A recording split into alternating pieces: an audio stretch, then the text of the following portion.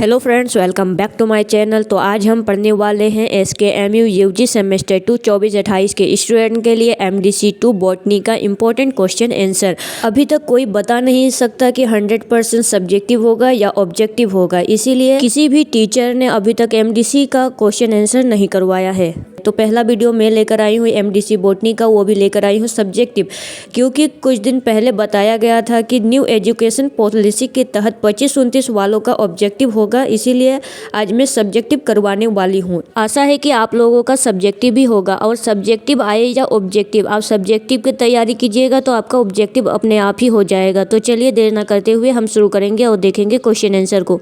आज हम पढ़ने वाले हैं SKMU सेमेस्टर 2 24-28 के स्टूडेंट के लिए MDC 2 बॉटनी का VBI क्वेश्चन आंसर। तो क्वेश्चन नंबर 1 है, निम्नलिखित प्रश्नों का उत्तर दे। पहला क्वेश्चन है, प्रोकैरियोटिक एवं यूकैरियोटिक कोशिका में एक मुख्य अंतर लिखिए। Right one main difference between prokaryotic and eukaryotic cells. Answer है, यूकैरियोटिक कोशिकाओं में एक स्पष्ट झिल्लीबद्ध केंद्रक और अन्य झिल्ली युक्त अंग होते हैं, जैसे कि माइटोकॉन्ड्रिया होते हैं, जबकि प्रोकैरियोटिक कोशिकाओं में केंद्रक झिल्ली का अभाव होता है। प्रोकैरियोटिक कोशिकाओं में क्या होता है? केंद्रक झिल्ली का अभाव होता है और उनका आनुवांशिक पदार्थ सीधे कोशिका द्रव्य में स्थित होता है। दूसरा क्वेश्चन है, जाइलम का मुख्य कार्य क्या है? What is the main function of xylem? Xylem का मुख्य कार्य पौधों में जड़ों द्वारा अवशोषित जल और खनिजों को ऊपर की ओर तने तथा पत्तियों तक पहुंचाना है। यह एक संवहनी ऊतक है जो केवल एक दिशा में पदार्थों का परिवहन करता है और पौधों को यांत्रिक मजबूती भी प्रदान करता है। क्वेश्चन नंबर 3 है, ग्रीन हाउस प्रभाव क्या है? What is the green house effect? Green house प्रभाव एक प्राकृतिक प्रक्रिया है जिसमें वायुमंडल में मौजूद गैसें सूर्य की ऊष्मा को सोखकर पृथ्वी की सतह को गर्म रखती है। यह पृथ्वी के तापमान को जीवन के अनुकूल औसत 15 डिग्री सेल्सियस बनाए रखने के लिए आवश्यक है, वरना सतह जम जाती है अगर -18 डिग्री सेल्सियस से हो जाए तो। यह प्रक्रिया एक कंबल या ग्रीन हाउस की तरह काम करती है। क्वेश्चन नंबर 4 है, इन सीटू संरक्षण क्या है? इन सीटू संरक्षण क्या है? इन सीटू संरक्षण का अर्थ है वन्य जीवों, पौधों और उनके आनुवंशिक संसाधनों को उनके प्राकृतिक आवास में भी सुरक्षित रखना। यह जैव विविधता संरक्षण की वह विधि है जिसमें प्रजातियों को उनके मूल परिवेश में संरक्षित, प्रबंधित और सुरक्षित रखकर उसके प्राकृतिक विकास और अनुकूल को बढ़ावा दिया जाता है। क्वेश्चन नंबर 5 है, चावल का वैज्ञानिक नाम लिखिए। Write the scientific name of rice. चावल का वैज्ञानिक वनस्पति नाम ओरिजा सैटिवा है। ओरिजा सैटिवा है। यह घास परिवार का सदस्य है जो दुनिया भर में मुख्य भोजन के रूप में उपयोग किया जाता है। इसके मुख्य रूप से 2 प्रमुख उप प्रजातियां हैं, इंडिका और जैपोनिका। तो क्या है चावल का वैज्ञानिक नाम? ओरिजा सैटिवा। अब हम देखेंगे शॉर्ट आंसर टाइप क्वेश्चन, जो कि है 5 मार्क्स का। क्वेश्चन नंबर 1 है, मूल के प्रकार एवं उसके संशोधन उदाहरण सहित लिखिए। Write the type of root and their modification with examples. मूल पौधे का भूमिगत भाग है जो सामान्य भ्रूण या मूलांकुर से विकसित होती है तथा जल और खनिज लवणों का अवशोषण कर पौधों को स्थिरता प्रदान करती है। मूल मुख्यतः 3 प्रकार के होते हैं। मूल कितने प्रकार के होते हैं? 3 प्रकार के होते हैं। मूलाधार मूल, रेशेदार मूल और अपस्थानिक मूल। पहला है मूलाधार मूल, दूसरा है रेशेदार मूल और तीसरा है अपस्थानिक मूल। ये 3 मूल होते हैं। मूलाधार मूल द्विबीजपत्री पौधों में पाई जाती है, जिसमें एक मुख्य जड़ होता है और उनके पार्श्व से जड़ें निकलती है, जैसे सरसों और मटर। ये क्या है? द्विबीजपत्री है। जैसे कि इधर मतलब कि 2 भागों में बढ़ जाता है, उसे कहते हैं द्विबीजपत्री, और बीच से जब पौधा निकलता है, यहाँ से पौधा निकलता है, तो हो गया ये द्विबीजपत्री, जैसे कि सरसों और मटर। रेशेदार मूल एक बीजपत्री पौधों में पाई जाती है, जिसमें अनेक समान प्रकार के जड़ें तने के आधार एवं निकलती है, जैसे कि गेहूं, धान। ये गेहूं और धान क्या है? एक बीजपत्री, इसके एक ही बीज होते हैं। अपस्थानिक मूल के जड़ें हैं जो मूलांकुर में अतिरिक्त तने या पत्तियों में विकसित होते हैं, जैसे कि मक्का, बरगद। ये पत्ते से ही विकसित हो जाते हैं, तने या पत्ते से विकसित हो जाते हैं। विशेष कार्यों के लिए मूलों में संरचनात्मक परिवर्तन हो जाता है, जिसे मूल का संशोधन कहते हैं। भोजन संचयन के लिए गाजर, शंक्वाकार मूली, सल्काकार, फ्यूजीफर्म और शलजम नाभिकार में जड़ें मोटी हो जाती है। सहारा देने के लिए बरगद के आधार पर मूल तथा मक्का के स्तंभ मूल विकसित होते हैं। दलदली क्षेत्रों में पाए जाने वाले मैंग्रोव पौधों में श्वसन के लिए श्वसन मूल विकसित होते हैं जो भूमि से बाहर निकलकर वायु ग्रहण करती है। अमरबेल एक परजीवी मूल पाई जाती है जो दूसरों पौधों से पोषण प्राप्त करता है। अमरबेल क्या है? यह एक परजीवी है जो दूसरों से पोषण प्राप्त करता है। इस प्रकार मूल का केवल अवशोषण और स्थिरता का कार्य करती है, बल्कि विभिन्न संसाधनों द्वारा अनेक विशेष प्रकार का कार्य संपन्न करती है। तो ये था 5 मार्क्स का 1 क्वेश्चन। दूसरा क्वेश्चन है माइटोकॉन्ड्रिया की संरचना एवं कार्य का वर्णन कीजिए। Describe the structure and function in mitochondria. Mitochondria कोशिका का एक महत्वपूर्ण कोशिकांग है जिसे कोशिका का शक्तिगृह कहा जाता है। माइटोकॉन्ड्रिया को क्या कहा जाता है? कोशिका का शक्तिगृह, क्योंकि यह एटीपी के रूप में ऊर्जा का निर्माण करता है। एटीपी मतलब एडिनोसिन ट्राइफॉस्फेट। यह सभी यूकेरियोटिक कोशिकाओं में पाया जाता है और विशेष रूप से अधिक ऊर्जा की आवश्यकता वाली कोशिकाओं में अधिक संख्या में उपस्थित होता है। इसकी संरचना माइटोकॉन्ड्रिया द्विझिल्लीदार संरचना वाला होता है।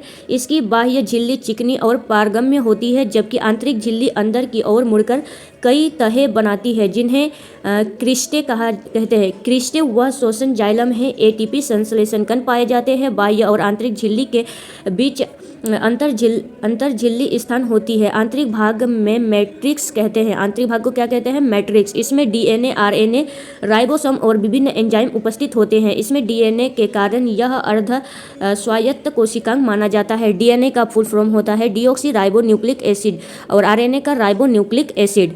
तो फुल फॉर्म भी आपको याद रखना है। और एटीपी का एडिनोसिन ट्राइफॉस्फेट। इसका कार्य कई कोशिकीय श्वसन द्वारा ऊर्जा का निर्माण करना है। इसमें क्रेब्स चक्र और इलेक्ट्रॉन परिवहन तंत्र की कोशिकाएं होती है। इसके अतिरिक्त यह वसा अम्लों के ऑक्सीजन कैल्शियम आयनों के संचयन तथा कोशिका की चयापचय क्रियाओं के नियमन में भी सहायक होती है। इस प्रकार माइटोकॉन्ड्रिया संरचना और कार्य की दृष्टि से अत्यंत महत्वपूर्ण कोशिकांग है। तीसरा है पारितंत्र के जैविक एवं अजैविक घटकों का वर्णन कीजिए। Describes the biotic and abiotic components of an economy. पारितंत्र जीवों और उनके पर्यावरण के बीच परस्पर क्रिया का एक तंत्र है। इसके 2 प्रमुख घटक है। पहला है जैविक घटक और दूसरा है अजैविक घटक।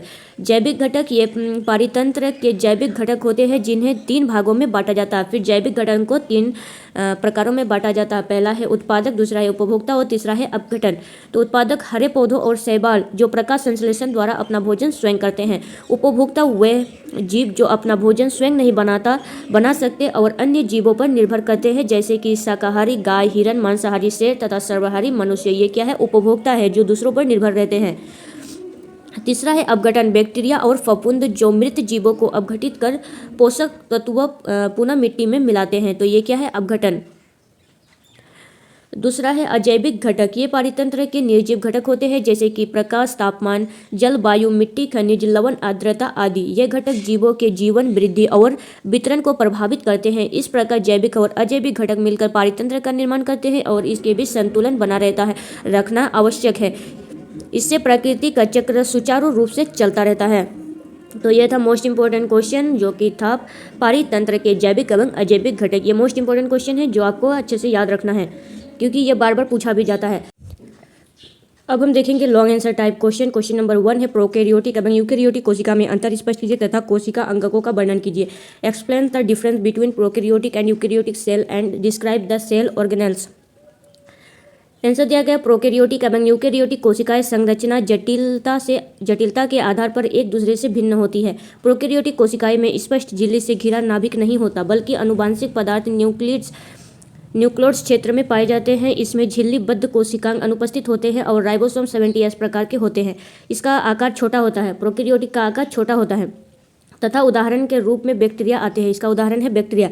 इसके विपरीत यूकैरियोटिक कोशिकाओं में स्पष्ट नाभिक उपस्थित होते हैं जो नाभिक झिल्ली से घिरा रहता है। इसमें माइटोकॉन्ड्रिया, गोल्गी तंत्र, एंडोप्लाज्मिक रेटिकुलम आदि झिल्लीबद्ध अंग पाए जाते हैं तथा राइबोसोम 80S प्रकार के होते हैं। ये आकार में बड़े और अधिक जटिल होते हैं, जैसे पौधों और जंतुओं की कोशिकाएं। कोशिका अंग विभिन्न जीवन क्रियाओं का संचालन करते हैं। नाभिक कोशिका का नियंत्रण केंद्र है और इसमें डीएनए पाया जाता है। माइटोकॉन्ड्रिया ऊर्जा का निर्माण करता है। एंडोप्लाज्मिक रेटिकुलम प्रोटीन और वसा का संश्लेषण में सहायता होता है, जबकि गोल्जी तंत्र पदार्थ के संशोधन और स्राव का कार्य करता है। राइबोसोम प्रोटीन संश्लेषण का स्थल है। लाइसोसोम पाचन एंजाइम युक्त होता है और अपशिष्ट पदार्थों का अपघटन करता है। पौधों की कोशिकाओं में क्लोरोप्लास्ट प्रकाश संश्लेषण करता है तथा अतिरिक्त भंडारण का कार्य करती है। इस प्रकार सभी कोशिकाएं मिलकर कोशिका का क्रियाशील एवं जीवन बनाए रखते हैं। क्वेश्चन नंबर 2 दिया गया, द्विबीजपत्री एवं एक बीजपत्री मूल का आंतरिक संरचना का तुलनात्मक अध्ययन करिए। Give a comparative description of the internal structure of dicot and monocot roots. तो ये पिछले साल भी पूछा गया था सेमेस्टर 2 वालों को। द्विबीजपत्री एवं एक बीजपत्री मूल की आंतरिक संरचना में कई महत्वपूर्ण तंत्र पाए जाते हैं। दोनों में बाह्य त्वचा, एपिडर्मिस, प्रास्था, कार्टेक्स, एडोडर्मिस, पेरिसाइकिल तथा संवहनी ऊतक जाइलम फ्लोएम उपस्थित होते हैं, परंतु इनकी व्यवस्था भिन्न होती है। द्विबीजपत्री मूल में एपिडर्मिस एक परत की होती है जिसमें मूल रोम पाए जाते हैं। इसके अंदर प्रांतस्था चौथी होती है। एंडोडर्मिस स्पष्ट होती है जिसमें कैस्पेरियन पट्टियाँ पाई जाती है। पेरिसाइकिल एक तरह का होता है और पार्श्व मूलों का निर्माण करता है। संवहनी ऊतक रेडिकल प्रकार के होते हैं जिसमें जाइलम और फ्लोएम क्रमशः वैकल्पिक रूप से व्यवस्थित रहते हैं। जाइलम की भुजाएं प्राय 2 से 6 डायर्क से हेक्टेयार्क होती है। द्विबीजपत्री मूल का मज्जा मतलब पीठ बहुत छोटा या अनुपस्थित होता है। इसमें द्वितीयक वृद्धि मतलब कि सेकेंडरी ग्रोथ सामान्यतः पाया जाता है। इसके विपरीत एक बीजपत्री मूल में भी एपिडर्मिस, प्रांतस्था और एंडोडर्मिस उपस्थित होते हैं, परंतु संवहनी बंडलों की संख्या अधिक होती है। पॉलीआर्क व्यवस्था जाइलम और फ्लोएम में रेडियल प्रकार की व्यवस्थित रहते हैं, किंतु जाइलम की भुजाएं अधिक संख्या में होती है। इसमें मज्जा पित्त बड़ी और स्पष्ट होती। एक बीजपत्री मूल में सामान्य द्वितीयक वृद्धि नहीं पाई जाती। इस प्रकार द्विबीजपत्री और एक बीजपत्री मूल की आंतरिक संरचना में मुख्य अंतर संवहनी ऊतकों की संख्या, मज्जा की उपस्थिति तथा द्वितीयक वृद्धि के आधार पर स्पष्ट होती है। क्वेश्चन नंबर 3 है, जैव विविधता की अवधारणा एवं उसके स्तरों का वर्णन कीजिए तथा संरक्षण की विधियां समझाइए। Describe the concept of biodiversity and it's level, the explain of the method of conservation. जैव विविधता बायोडाइवर्सिटी से तात्पर्य पृथ्वी पर पाए जाने वाले सभी प्रकार के जीवों, पौधों, जंतुओं और सूक्ष्म जीवों की विविधता तथा उनके पारिस्थितिक तंत्रों से है, जिसमें जीवों की प्रजातियां, उनके आनुवंशिक विभिन्नताओं और विभिन्न परितंत्रों की विविधता सम्मिलित होती है। जैव विविधता पारिस्थितिक संतुलन बनाए रखने, खाद्य श्रृंखला के संचालन, औषधि संसाधनों की उपलब्धता तथा मानव जीवन के लिए आवश्यक प्राकृतिक संसाधनों की पूर्ति में महत्वपूर्ण भूमिका निभाती है। जैव विविधता के 3 प्रमुख स्तर है। पहला है आनुवंशिक विविधता, दूसरा है प्रजातीय विविधता तथा तीसरा है पारितंत्रीय विविधता। आनुवंशिक विविधता किसी एक प्रजाति के भीतर पाए जाने वाले जीनों की विभिन्नता को दर्शाती है, जैसे कि धान या गेहूं की विभिन्न किस्में। प्रजातीय विविधता किसी क्षेत्र में पाई जाने वाली विभिन्न प्रजातियों की संख्या और प्रकार को दर्शाती है। पारितंत्रीय विविधता विभिन्न प्रकार के पारितंत्रों जैसे कि वन, घास भूमि, मरुस्थल, आर्द्र भूमि आदि में विविधता को व्यक्त करती है। जैव विविधता के संरक्षण के लिए 2 प्रमुख विधियां अपनाई जाती है, इन सीटू संरक्षण और एक्स सीटू संरक्षण। इन सीटू संरक्षण में जीवों को उनके प्राकृतिक आवास में सुरक्षित किया जाता है, जैसे कि राष्ट्रीय उद्यान, वन्य जीव अभ्यारण्य और जैव मंडल आरक्षित क्षेत्र। एक्स सीटू संरक्षण में जीवों को उनके प्राकृतिक आवास से बाहर सुरक्षित स्थानों पर संरक्षित किया जाता है, जैसे चिड़ियाघर, वनस्पति उद्यान, बीज बैंक और जीन बैंक। इनके अतिरिक्त वृक्षारोपण, वैध शिकार पर नियंत्रित, प्रदूषण में कमी तथा जन जागरूकता में संरक्षण भी महत्वपूर्ण उपाय है। इस प्रकार जैव विविधता पृथ्वी के जीवन तंत्र के आधार पर और उनके संरक्षण के लिए सामूहिक प्रयास अत्यंत आवश्यक है। इसमें देखिए एक इम्पोर्टेंट क्वेश्चन बनता है 1 नंबर के लिए, बीज बैंक क्या है और जीन बैंक। इन दोनों को आप लोगों को पढ़ के रख लेना है, बीज बैंक और जीन बैंक, क्योंकि एक बार ये पूछा गया था बीज बैंक क्या है। तो जीन बैंक और बीज बैंक दोनों को आप पढ़ लीजिएगा। चौथा है पारितंत्र की संरचना, कार्य एवं ऊर्जा प्रवाह का विस्तृत वर्णन कीजिए। Describe the detail the structure, function and energy flow of an ecosystem. पारितंत्र को क्या कहते हैं इंग्लिश में? इकोसिस्टम। पारितंत्र जीवों और उनके भौतिक पर्यावरण के बीच परस्पर क्रिया से निर्मित एक क्रियाशील इकाई है। किसी भी पारितंत्र की संरचना 2 मुख्य घटकों से मिलकर बनी होती है। पहला है जैविक घटक और दूसरा है अजैविक घटक। जैविक घटक में उत्पादक हरे पौधे, उपभोक्ता शाकाहारी, मांसाहारी और सर्वाहारी तथा अपघटक बैक्टीरिया, कवक शामिल होते हैं। जैविक घटकों में प्रकाश, तापमान, जल, वायु, मृदा, खनिज लवण आदि आते हैं। उत्पादक प्रकाश संश्लेषण द्वारा और ऊर्जा को रासायनिक ऊर्जा में बदलते हैं जो खाद्य के रूप में अन्य जीवों तक पहुंचती है। उपभोक्ता सीधे या परोक्ष रूप से उत्पादकों पर निर्भर रहते हैं, जबकि अपघटन मृत जैव पदार्थों को सरल अकार्बनिक पदार्थों में बदलकर पोषक तत्वों को पुनर्चक्रण करते हैं।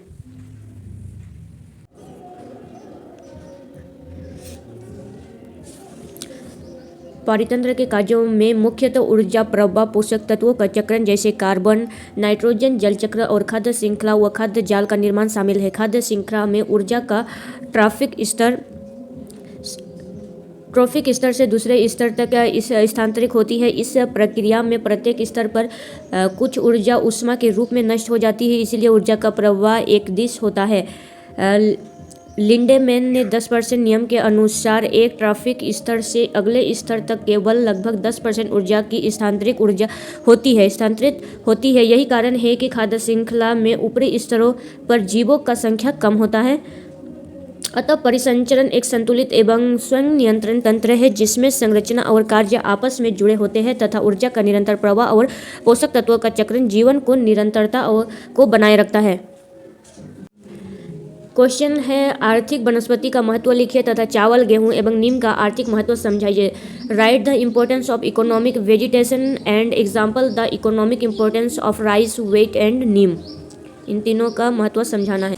आर्थिक वनस्पति वह शाखा है जिसमें उन पौधों का अध्ययन किया जाता है जो मानव जीवन में प्रत्यक्ष या परोक्ष रूप से उपयोगी होती है। इसका महत्व अत्यधिक है क्योंकि भोजन, वस्त्र, औषधि, ईंधन, उद्योग, निर्माण, सौंदर्य प्रशासन और अधिकांश आवश्यकताएं वनस्पतियों को पूरी होती है। कृषि, औषधि उद्योग, कागज उद्योग, रेशम एवं वस्त्र उद्योग, तेल उद्योग आदि सभी आर्थिक वनस्पतियों पर आधारित है।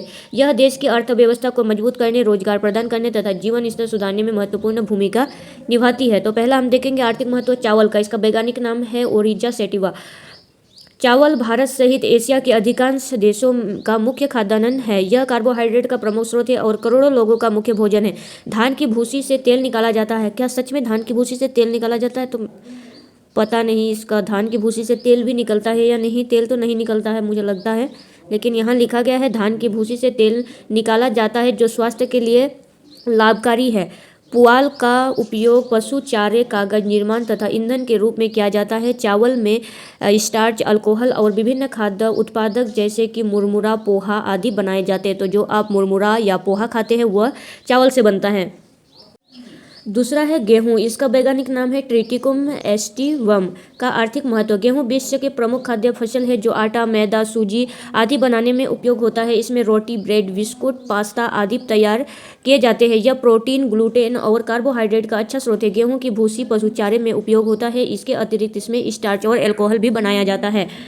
तीसरा है नीम। नीम का वैज्ञानिक नाम है अजाडिरेक्टेका इंडिका का आर्थिक महत्व। नीम का एक बहुकोषीय पौधे वृक्ष है जिसकी पत्तियां, छाल, बीज और तेल औषधि के रूप में उपयोग किए जाते हैं। नीम का तेल कीटनाशक के रूप में अत्यंत प्रभावकारी होता है। दंत मंजन, साबुन, शैम्पू और सौंदर्य प्रसाधनों में भी इसका उपयोग होता है। नीम की लकड़ी दीमक रोधी होती है और फर्नीचर बनाने में काम आती है। यह पर्यावरण संरक्षण में भी सहायक है क्योंकि यह वायु को शुद्ध करता है। अतः आर्थिक वनस्पति मानव जीवन के मूलभूत आवश्यकताओं की पूर्ति कर देश की आर्थिक उन्नति को महत्वपूर्ण योगदान देती है। तो ये था कुल most important question MDC botany का। तो अगर आपको वीडियो अच्छा लगा तो चैनल को सब्सक्राइब कीजिए, वीडियो को लाइक कीजिए और अपने फ्रेंड्स में शेयर कीजिए वीडियो को। तो चलिए मिलते हैं नेक्स्ट वीडियो में, तब तक के लिए थैंक यू।